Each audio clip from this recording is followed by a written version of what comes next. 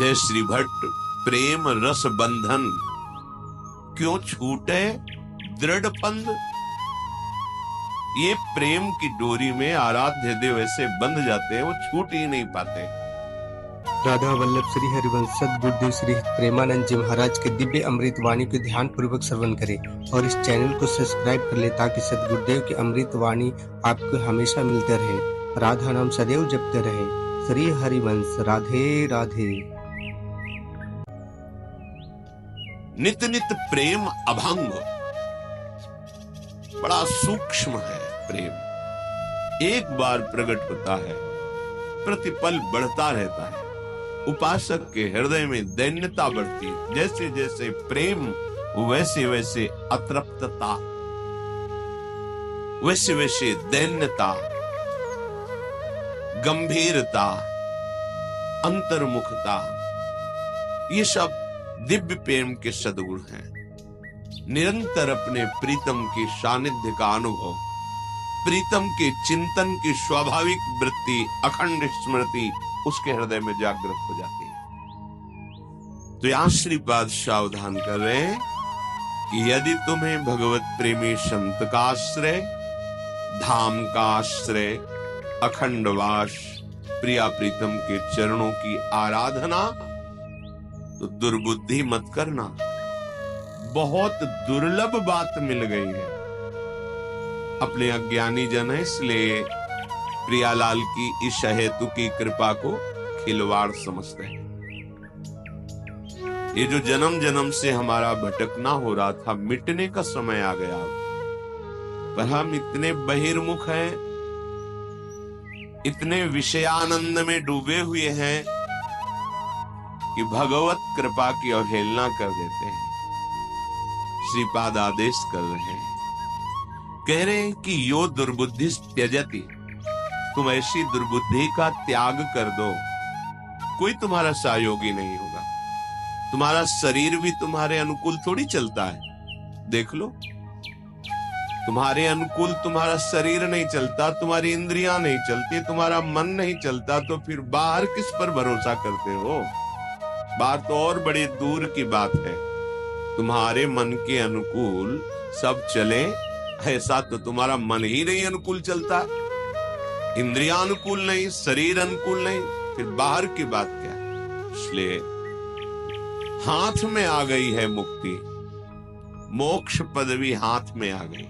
यदि धाम का आश्रय है, वास है, प्रियालाल का चिंतन है, प्रियालाल के चरणों की शरणागति है, भगवत प्रेमी महात्माओं के वचनामृत का पान कर रहे हैं, तो मुक्ति तुम्हारे हाथ में रखी है। मुक्ति श्री भी सकलित पदो। अब गलती मत करो। नारकम याति धावन, तुम नरक में क्यों जाना चाहते हो? बोले क्या नरक का मतलब? यदि हम भगवान का आश्रय नहीं लेते, नाम जप नहीं करते, भगवत धाम की यात्रा नहीं करते, भगवत प्रेमी महात्माओं का समागम नहीं करते, तो मुझे नरक मिलेगा? भाई, हम अपना ठीक से कमाते हैं, खाते हैं, परिवार का पोषण करते हैं, कोई पाप करते हैं क्या? इससे लोग कह सकते हैं कि जरूरी है ये सब होना। भाई, हम ठीक से चलते हैं, अपने परिवार का पोषण करते हैं, कमाते खाते हैं, कोई पाप है? देखो, तुम्हें अखिल ब्रह्मांडों की सरकार ने भेजा है, जाओ मनुष्य योनि में और अविद्या का, अज्ञान का नाश करके अपने स्वरूप में स्थित हो, अर्थात मुझे प्राप्त करो। आपने कहा कि हम विरक्त भाव से नहीं रह पाएंगे, हमें स्त्री चाहिए, पुत्र चाहिए, परिवार चाहिए, पद प्रतिष्ठा सम्मान, और आपका भजन भी करेंगे। तथास्तु, ऐसा ही हो, आपको प्राप्त हो। लेकिन ये जो आपको प्राप्त हुआ है, ये मूल उद्देश्य की प्राप्ति में सहायक होना चाहिए। आपको जो यहाँ भेजा गया, उसका मूल उद्देश्य है भगवत प्राप्ति। मनुष्य शरीर का मूल उद्देश्य है भगवत प्राप्ति। साधन धाम मोक्ष कर द्वारा, पाई न जे परलोक समारा। आपको सारी सुविधाएं दी गई है भगवत प्राप्ति के लिए। अब आप स्त्री को पुत्र को, परिवार को, धन को, वैभव को, मान प्रतिष्ठा को अपनी मान लिया, और ये सरकारी व्यवस्था दी गई थी आपको। भगवत प्राप्ति में सहायक है, ये बाधा नहीं है, बस भाव बदल देना। ये जो आप भोक्ता भाव लेकर के विचरण करते हैं, इसके स्वामी बन बैठे हैं, गलत भाव है, अपराध है। सरकारी वस्तु को जबरदस्ती अपने कब्जे में लेकर के उसे अपनी मानना, ये अवहेलना है, अपराध है। जिस दिन जांच होगी उस दिन आपको दंड मिलेगा। चाहे जितना आप निर्माण कर दिए सब ढा दिया जाएगा, चाहे जितना, बस विश्वास कीजिए। श्रुत बनितादि जान स्वार्थ रत ना करुणे सभी ते, ये सरकारी आदमी है, ये आए हैं आपके भक्ति में सहयोग करने के लिए। आप इन अपने कर्तव्य का पालन करते हुए इन्हें भगवत स्वरूप मानकर इनकी सेवा कीजिए और वो प्रभु को समर्पित कर दीजिए, ये भगवत प्राप्ति में सहायक हो जाएगी। लेकिन आप तो स्वामी बन बैठे, भोक्ता बन बैठे। भोक्ता भाव में काम क्रोध आदि का राज्य रहता है और नरक के यही द्वार हैं। त्रिविधम नरकस्येदम द्वारम नाशन्मात्मनः कामः क्रोधा तथा लोभा तस्मादेत्रयम् त्यजेत्। तो जो श्रीपाद कह रहे हैं कि भगवद आश्रय छोड़कर आप जो ऐसा भाव करता भोक्ता भाव में जा रहे हैं, मानो मुक्ति को छोड़ करके नरक जा रहे हैं। तो आप गए ना नरक, कामः क्रोधा तथा लोभा, इसी में तो है।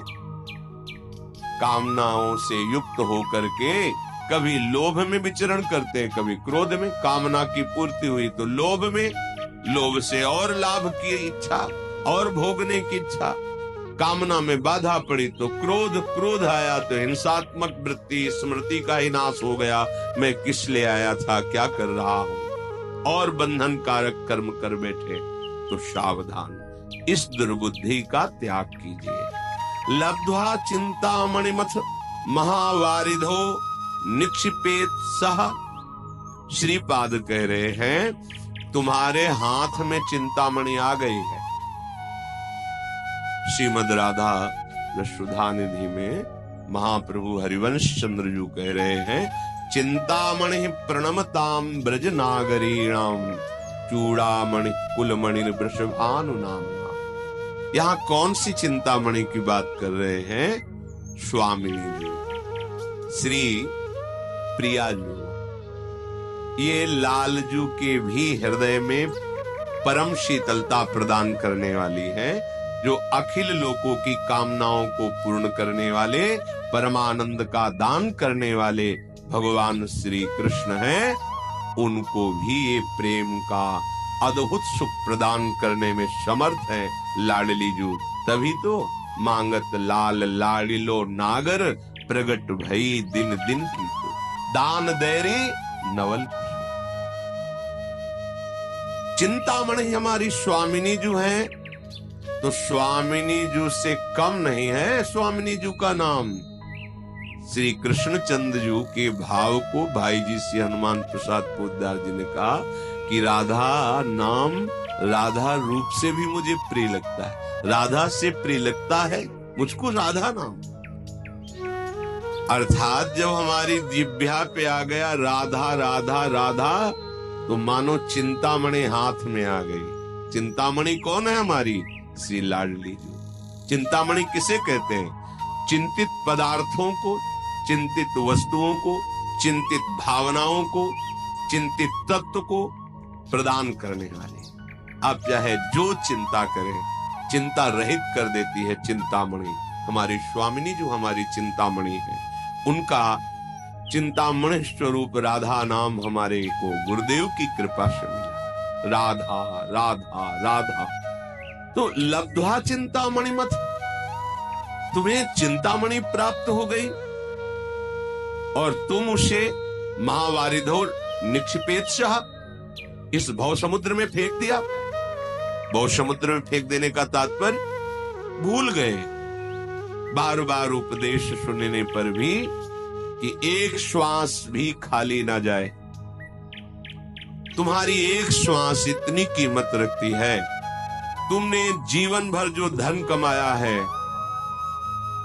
वो एक श्वास खरीदने के लायक भी नहीं है। अगर हमारी अंतिम श्वास हो, कह दिया जाए कि पूरे जीवन की संपत्ति देता हूं, एक श्वास और बढ़ा दो, नहीं बढ़ेगी।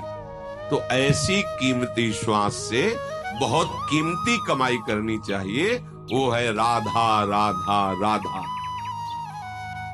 श्रीपाद प्रबोधानंद जी कह रहे हैं, कैसी तुम्हारी दुर्बुद्धि है कि तुम्हें ये चिंतामणि स्वरूप स्वामिनी का नाम मिल गया, तुम्हारे हाथ में चिंतामणि आ गई। तुम भोगों को देखकर, संसार के सुखों के आकर्षण में, या संसार के कोहरा स्वरूप दुख की घटा को देखकर भूल गए राधा नाम। इसका मतलब चिंतामणि को तुमने ऐसे समुद्र में फेंक दिया, अब ढूंढने से भी नहीं मिलेगी। भाव, यदि तुम प्रियाजू के नाम को भूल गए तो ऐसे गर्द में गिर जाओगे कि नाम जपने लायक तुम नहीं रहोगे। पापवंत कर सहज स्वभाव, भजन मूर्ति भाव न काऊ। आप भजन नहीं कर पाएंगे। भजन कोई खिलवाड़ नहीं है, सबसे कठिन काम है भजन करना, सबसे कठिन काम। मन को समाहित करके एकाग्र चित्त से नाम में डूबना, इससे बड़ा विश्व में ब्रह्मांड में कोई कठिन कार्य नहीं, सबसे कठिन कार्य है। और ये आप अकेले नहीं कर सकते। भजन न होए संग बिनु, ये सिद्ध रसिक महापुरुषों की वाणी है। भजन न होए संग बिनु, और भजन बिना नहीं प्रेम। बिना भगवत प्रेमी महात्माओं के संग के, बिना भजनानंदी संतों के समागम के आप में भजन की वृद्धि, भजन की रुचि हो ही नहीं सकती, नहीं हो सकती। भजन न होई संग बिना, और भजन बिना नहीं प्रेम। इसलिए छिनहु भजन न छाड़िए, धरिए ध्रुव यह नेम। ये नियम ले लो, ये चिंतामणि है राधा नाम, आप जो चाहेंगे मिल जाएगा पक्का।